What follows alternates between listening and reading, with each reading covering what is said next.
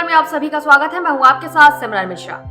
Social media पर इन दिनों एक वीडियो वायरल हो रहा है जिसमें कई सारे मोरों के चिल्लाने की आवाज सुनाई दे रही है। यह वीडियो हैदराबाद विश्वविद्यालय के पास स्थित 400 एकड़ में फैले जंगल में पेड़ों की कटाई का है। इसमें कई सारे बुलडोजर और कटिंग मशीनों से एक साथ जंगल साफ करने का काम हो रहा है। तेलंगाना राज्य की राजधानी हैदराबाद में हाल ही के दिनों में पर्यावरण संरक्षण और शहरी विकास के बीच एक महत्वपूर्ण संघर्ष देखने को मिल रहा है। हैदराबाद विश्वविद्यालय के पास स्थित 400 एकड़ की विवादित भूमि पर पेड़ों की कटाई, छात्रों और शिक्षकों के विरोध प्रदर्शन और सुप्रीम कोर्ट के आदेश ने इस मुद्दे को राष्ट्रीय स्तर पर चर्चा का विषय बना दिया है। हैदराबाद विश्वविद्यालय और राज्य सरकार के बीच 400 एकड़ भूमि को लेकर विवाद चल रहा है।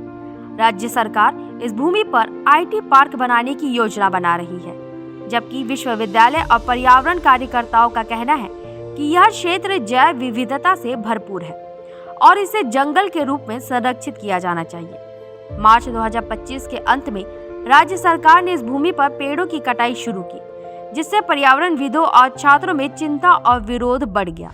छात्रों और शिक्षकों का विरोध। पेड़ों की कटाई के खिलाफ हैदराबाद विश्वविद्यालय के छात्रों और शिक्षकों ने विरोध प्रदर्शन शुरू किया। 50 से अधिक छात्रों को पुलिस ने हिरासत में लिया, जिससे आंदोलन और तेज हुआ। छात्र संघ ने अनिश्चितकालीन विरोध और कक्षाओं का बहिष्कार करने की घोषणा की। सोशल मीडिया पर भी इस कार्रवाई के खिलाफ व्यापक विरोध देखा गया, जिसमें मणिपुर की जलवायु कार्यकर्ता लिसिप्रिया कंगुजम ने समर्थन व्यक्त किया।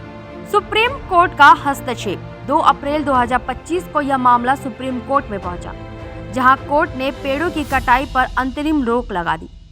जस्टिस BR गवई और जस्टिस AG मसीह की बेंच ने तेलंगाना हाई कोर्ट के रजिस्ट्रार को निर्देश दिया कि वे भूमि का निरीक्षण करके रिपोर्ट पेश करें।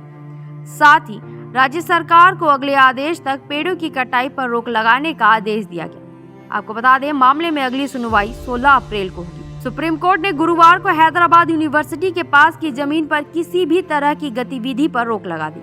कोर्ट ने कहा, तेलंगाना सरकार को जमीन पर पेड़ों की सुरक्षा के अलावा कोई गतिविधि नहीं करनी चाहिए। जस्टिस BR गवई और जस्टिस ऑगस्टिन जज मसीह की पीठ ने राज्य में पेड़ों की कटाई को बहुत गंभीर बताया। पीठ ने कहा, तेलंगाना हाईकोर्ट के रजिस्ट्रार की रिपोर्ट इसकी खतरनाक तस्वीर दिखाती है।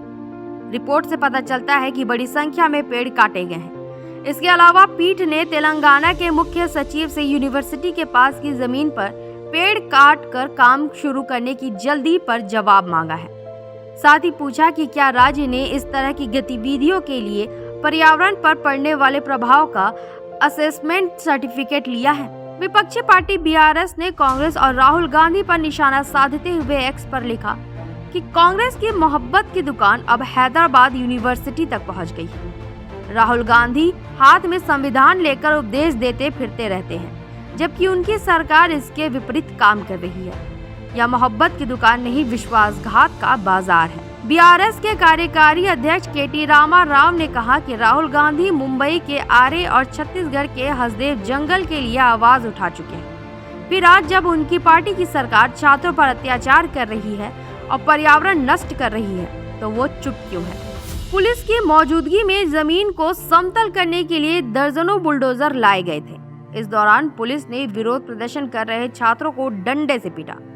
लड़कियां रो रही थी और उनके कपड़े फाड़ दिए गए, लेकिन पुलिस ने उनकी बात नहीं सुनी और उन्हें पुलिस स्टेशन ले गई। करीब 200 लोगों को गिरफ्तार किया गया। हालांकि पुलिस ने कहा कि सरकारी काम में बाधा डालने वाले 53 छात्रों को एहतियातन हिरासत में लिया गया है।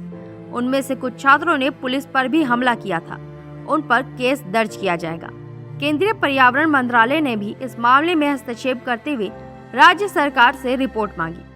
मंत्रालय ने तेलंगाना के अतिरिक्त मुख्य सचिव को वन और वन्य जीव कानून के तहत कानूनी कार्रवाई करने का निर्देश दिया है। यह कदम इस क्षेत्र की जैव विविधता और पर्यावरण संरक्षण के प्रति केंद्र और राज्य सरकार की गंभीरता को दर्शाता है। यह भूमि विवाद दशकों पुराना है, जिसमें हैदराबाद विश्वविद्यालय और राज्य सरकार दोनों अपने अपने दावे प्रस्तुत कर रहे हैं। सुप्रीम कोर्ट और हाई कोर्ट के आदेश इस बात पर स्पष्ट करते हैं कि पर्यावरण संरक्षण और कानूनी प्रक्रियाओं का पालन सुनिश्चित किया जाना चाहिए।